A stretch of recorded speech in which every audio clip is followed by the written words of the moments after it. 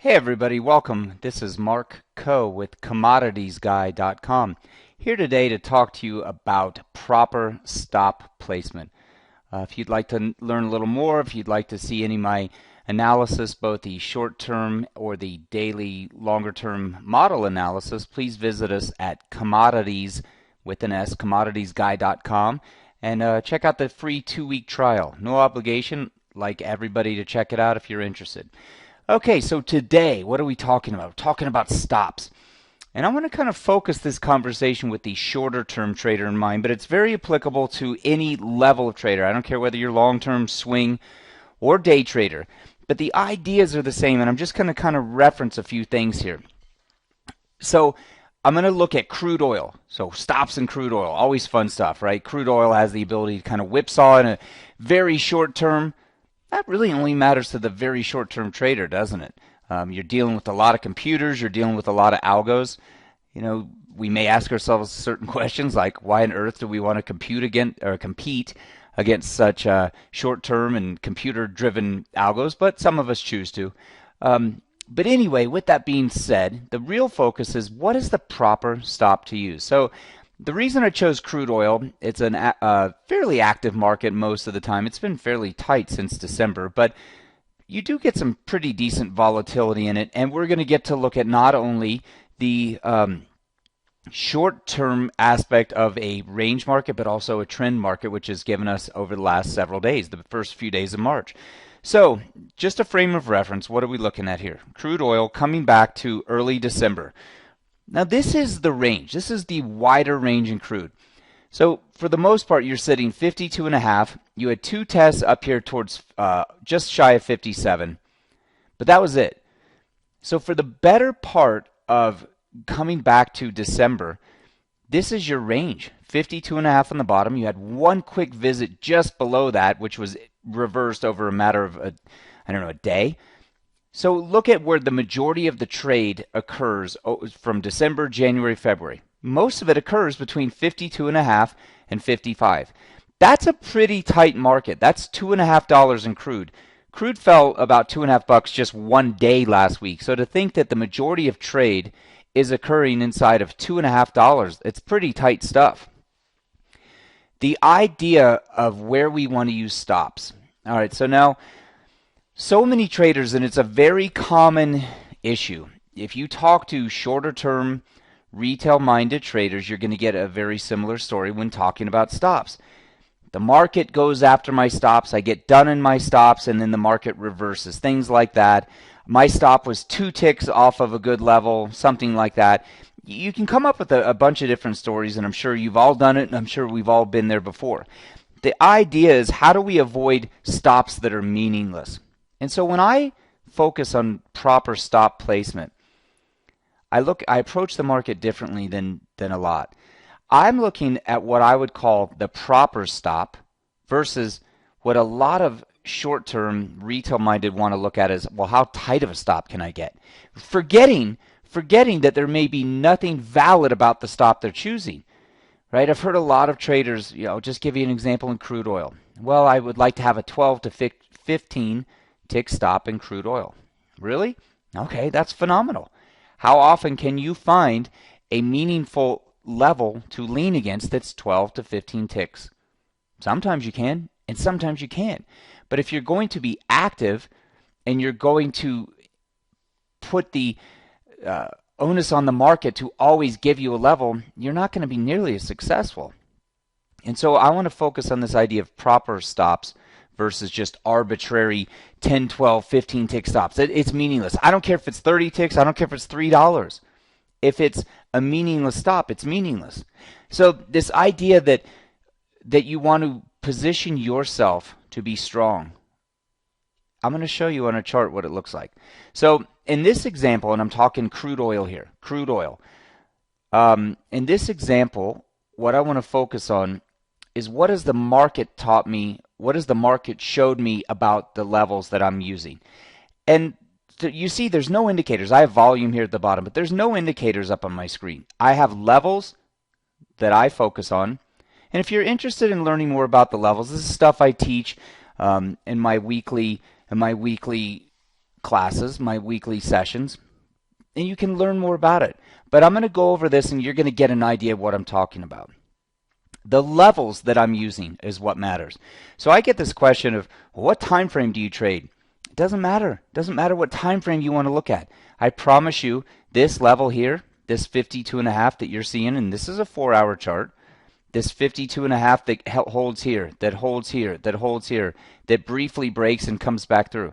That 52.5, whether you're on a 1-minute chart, a daily chart, a 30-minute, or a weekly, doesn't matter.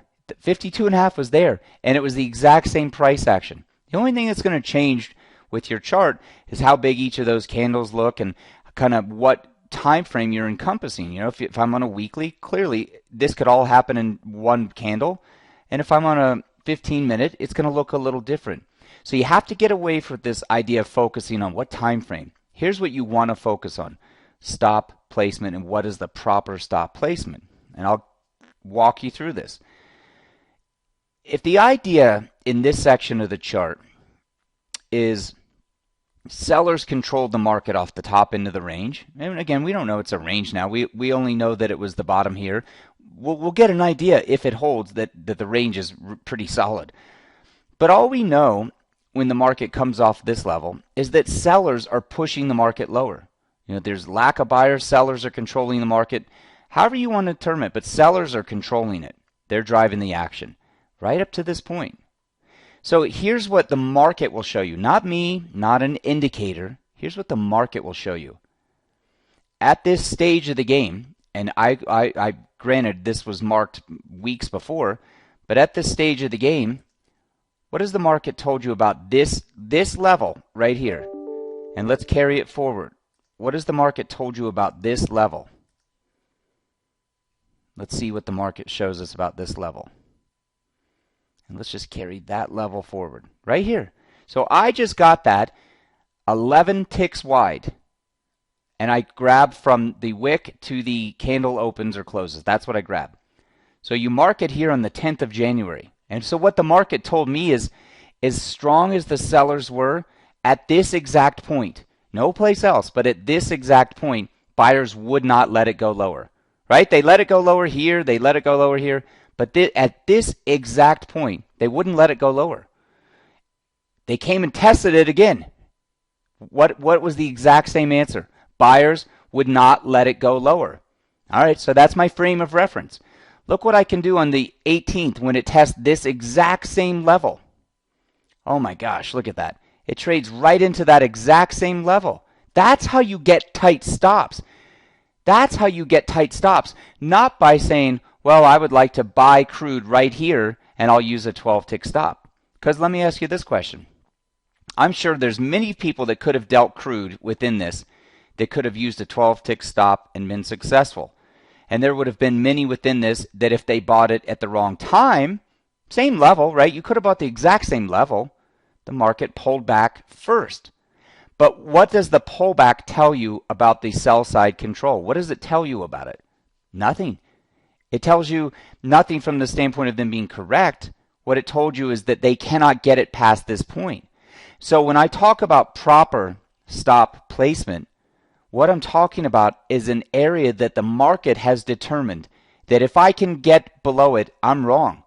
And if I can't get below it, could I be in pain? Could I be out of the money? Sorry. Could I be out of the money if I buy crude oil right in here? Could I be out of the money on the dip into this? Yeah, I could be out of the money. Absolutely, I could be out of the money. Am I wrong? No, I'm not wrong.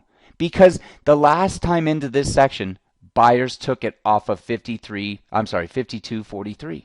So how can I be wrong at 52.48? Knowing the last time down here, that's as low as they got it. How can I be wrong above that level? I can't. Again, I could be out of the money. I could be feeling pain. I could be stressed, but I'm not wrong. So what traders tend to do is they will look at this market on a very short term. So I'm going to look at this exact same section. This exact same section. So that was what? January 18th. We have to back up. Sorry about this. I had it all prepped for February. January 18th.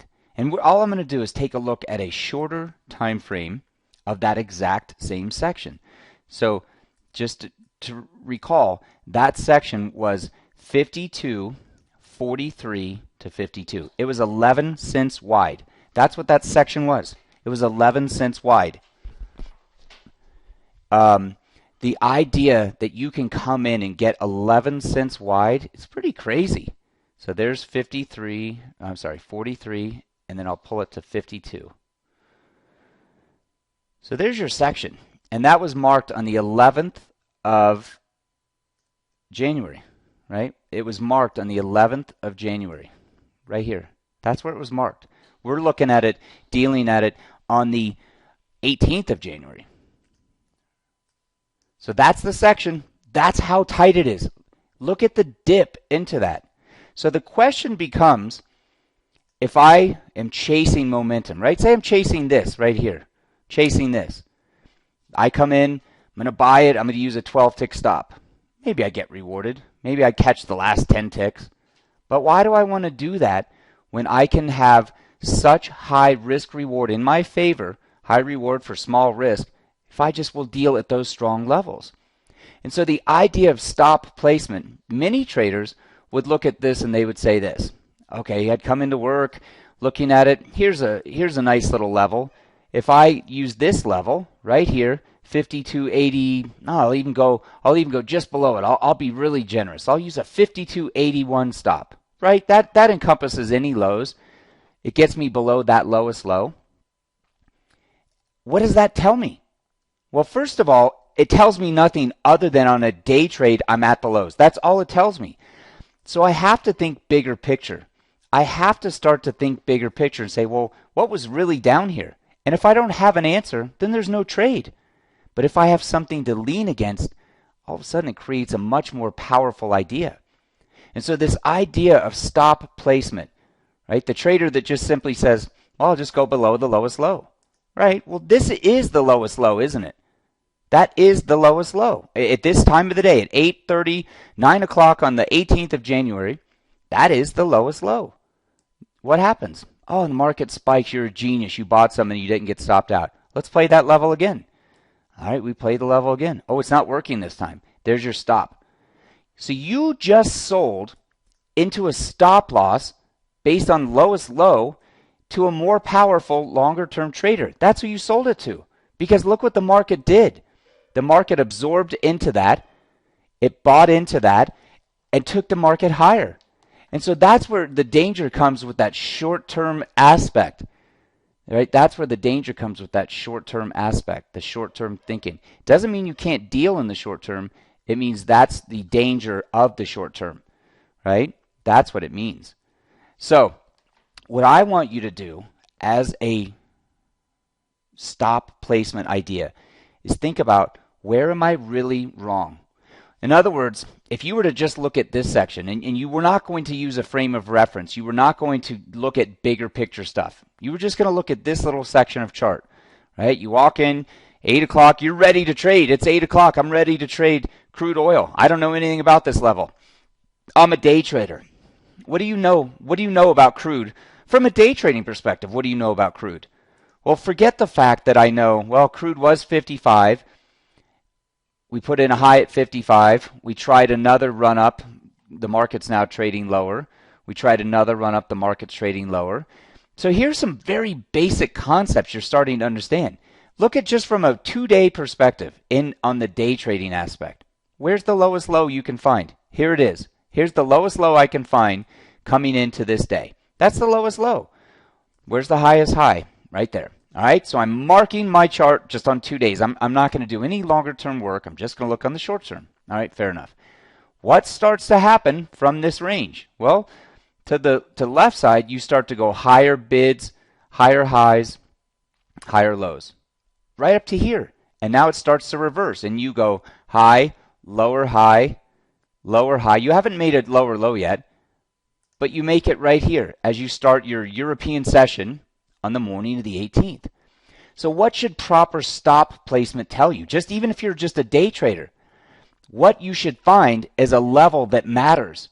And so if the answer is all I can find is a level What is the market telling you about this level? All right, here, you want to know what the market's telling you about this level? The market's telling you sellers can't get it through 53.16 right yet, and as high as they can push it up is 46. So they pushed it 30 ticks. They pushed it down $1.20, and as high as they could get would be 30 ticks. That's as high as they could get, and now you're back testing the level. So in a market, especially in a short term, that's breaking lower, sellers are pushing it lower. Do you want to take a level that's managed nothing but 30 ticks and that's all it can manage? Well, maybe you do. You have to decide this. What is the key, most important thing you have to decide before you're ever willing to put money into the market? Where am I wrong? How much am I willing to risk? So as a short-term trader, there may be people that look at that and say, I love it. As long as you understand your risk and you're willing to accept it. If you're willing to accept a risk of getting stopped, go for it. And if you're not, you shouldn't be dealing. Doesn't mean enough to me, right? That's not what interests me. What would interest me is if the market could reject that low and the market would take it higher, then on the next visit to that level, now it's a frame of reference that actually meant something. I would be much more interested in that level because that level contained the buying and then broke $1.20 lower. That level would make much more sense. But let's follow through. All right, so you get a little test here off the level. What does it bounce this time? It bounces 20 cents. So this time the level took you up 36. This time it's only bounced 20. Same level, right? 53.16. What's the low? 53.14. 53.14 holds that time. It bounces 32 cents. This time it bounces 22 cents, something like that.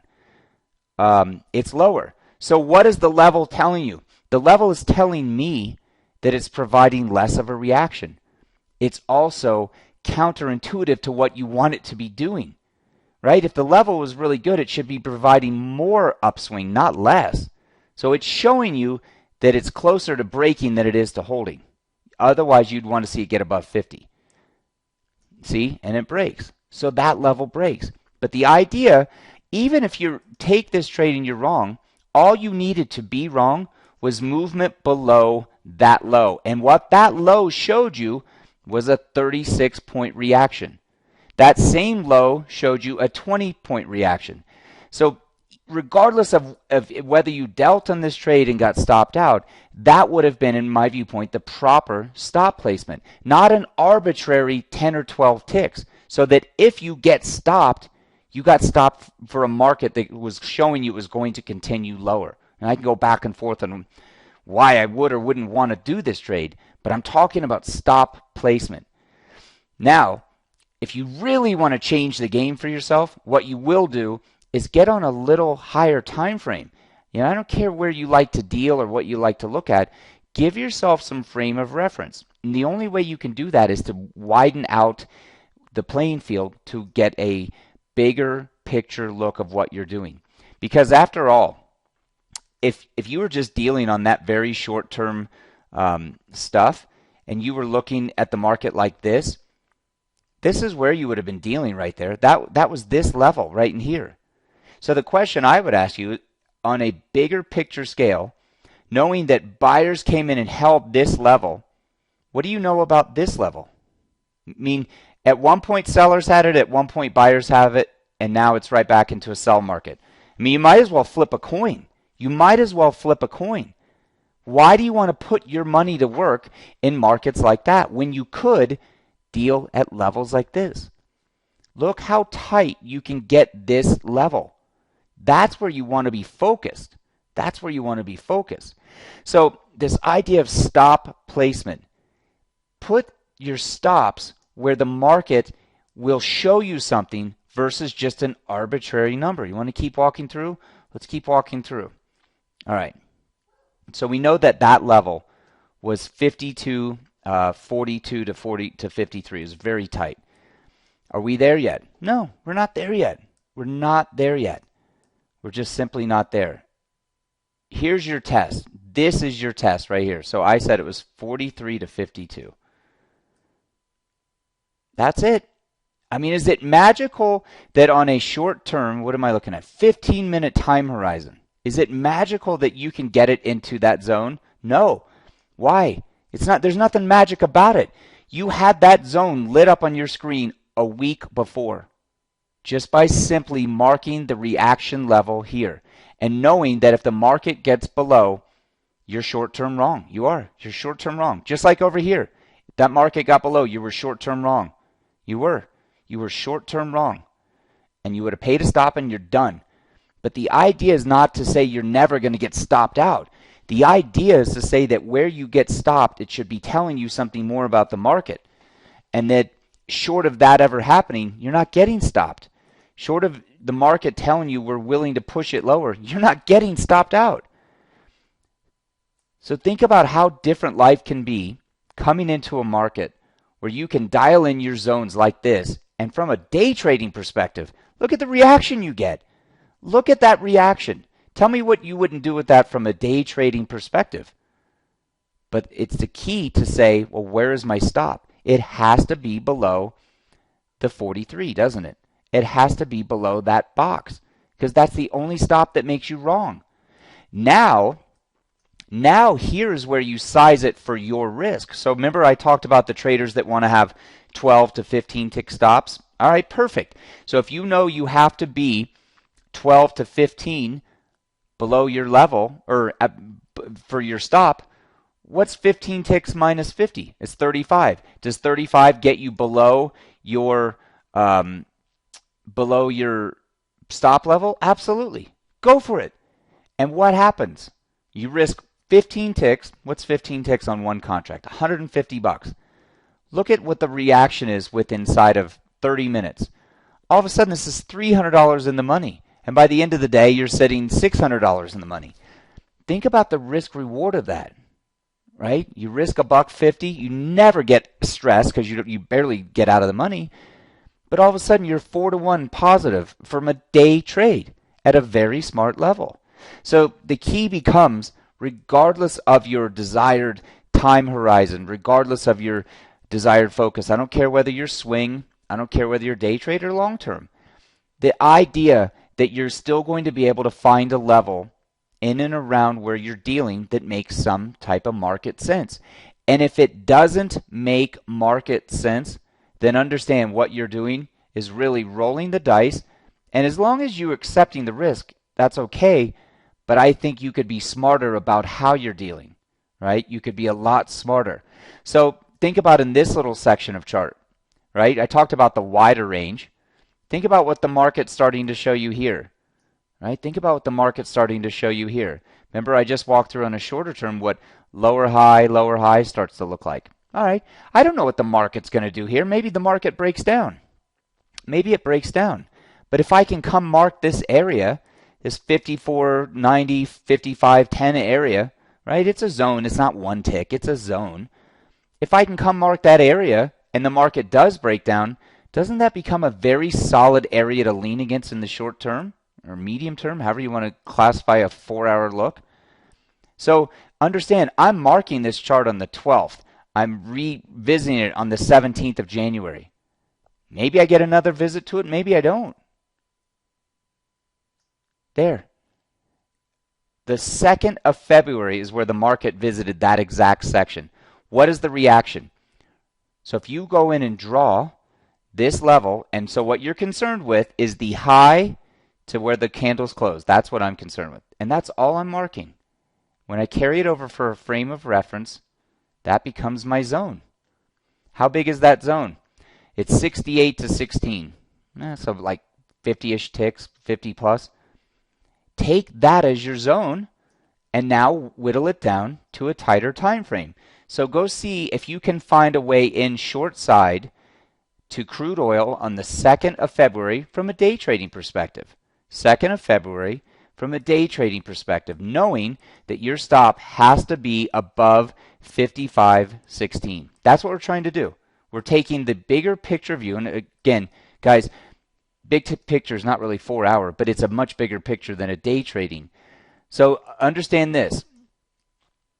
From that type of time frame, if I can get a stop at 55.16, so basically where this blue line is, can I find a way to sell against it?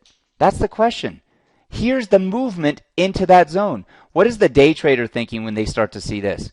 They're saying, oh my gosh, we're going through 55, we're going to rip, we're going higher. Nope, sorry. The long-term money wins it. That's what's going on. And how did you have that marked? You had it marked by doing your work on a bigger picture. That's why it's not shocking how the market trades into it and then immediately stops at that level, which all this does is kill the momentum. Because after all, when you walk in, aren't you starting to think, buy side, oh, I love this market, I love it, and then you're done. But from a day trading perspective, think about how tight that gets your risk. I mean, that was less than 20 ticks. What's the reaction?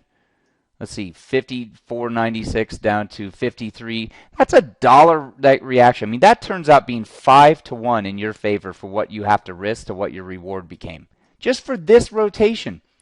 All you're looking is for a rotation back to that level. That's it. So anyway, thanks for listening. I hope you guys enjoyed it. If you have any questions for me, you want to check out some of the videos, you want to check out the newsletters or the long-term model, it's commoditiesguy.com, mark@commoditiesguy.com for email, and I'm always available. Welcome, and I hope you guys enjoyed it. Cheers.